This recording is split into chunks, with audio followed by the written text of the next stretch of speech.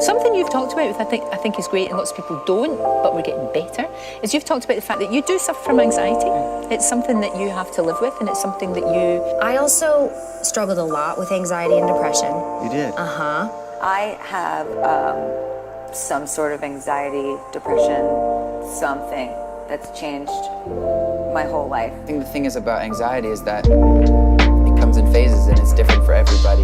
I think I pushed myself so far, got to the point where I had a bit of a mental breakdown. I thought that I was completely alone. I also realized how lucky I was and what a wonderful family, wonderful friends I had, but that didn't matter. I wanted the world to swallow me up. I thought I was going mentally insane.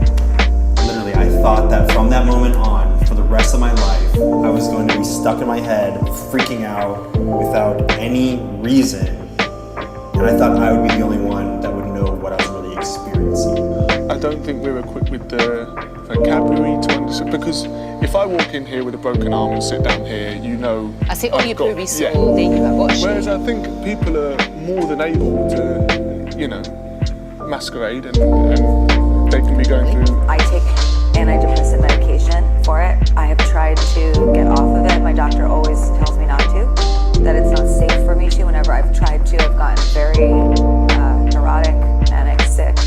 So I got taken out of school, went to therapy, got put on antidepressants, kind of clawed my way back to some sort of rational thought. And I, you know, got on a prescription when I was really young to help with my anxiety and depression, and I still take it today. Because it's been, let's say that it's been taboo, and let's say that we don't speak about it up until more recently, or haven't done. The more that we do, the more we'll learn that it's just a huge circle that we're all on somewhere, and every one of us is experiencing something. So instead of covering it up, why not just accept Just that? say And the only way progression is going to happen is by talking about it and by allowing people everybody to talk about it, you know. It just becomes more of a normal thing, and hopefully in 10 years from now, nobody is really worried about it. And hopefully 10 years from now, we have better ways of dealing with it because people talk about it and they don't suppress it. One of the most important things you could realize is that you're not alone. You're not the first to go through it. You're not going to be the last to go through it. And oftentimes, it happens. You feel like you're alone, and you feel like it's only you, and you're in your bubble, and... The mental illness and depression is not something to be ashamed of. And I wish at that time I had realized that other people go through it, that I can talk to other people, that you're not alone, you're not an alien. It's so normal. Everyone experiences a version of anxiety or worry in their lives. And maybe we go through it in a different or more intense way for longer periods of time. But it's not, there's nothing wrong with you. To be a sensitive person that cares a lot, that takes things in a deep way, is actually part of what makes you amazing, and is one of the greatest gifts of life, is that you think a lot, and you feel a lot, you feel deeply, and it's the best. Like, it does get better and easier as life goes on, and you start to get to know yourself more, and what will trigger certain instances of anxiety, and where you feel comfortable and safe. So I'm just saying, don't ever feel like you're a weirdo for it, because we're all weirdos. And, you know, my message has always been to accept yourself no matter what, to love yourself, to embrace your flaws.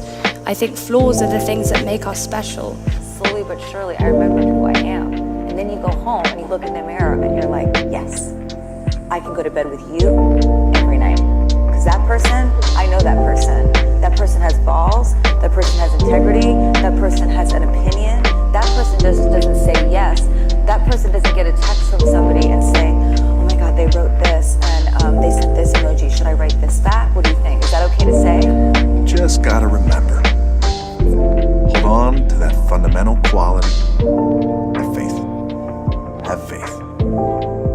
And on the other side of your pain is something good. Got so many things to worry about now, whether you're struggling for exams, whether you're struggling with home life, whether you're struggling with friends. Then you have the social media angle. You can understand why, you know, that coupled with the fact that you don't get out of the house because you're staring at a screen the whole time, there's got to be a lot of issues that are going to build from that if you're not careful. And it's always sold as though everybody else's life is perfect. That's the problem. And therefore you think if everyone else's life is perfect, there must be something wrong with you. This is the age that we live in. We're not actually communicating with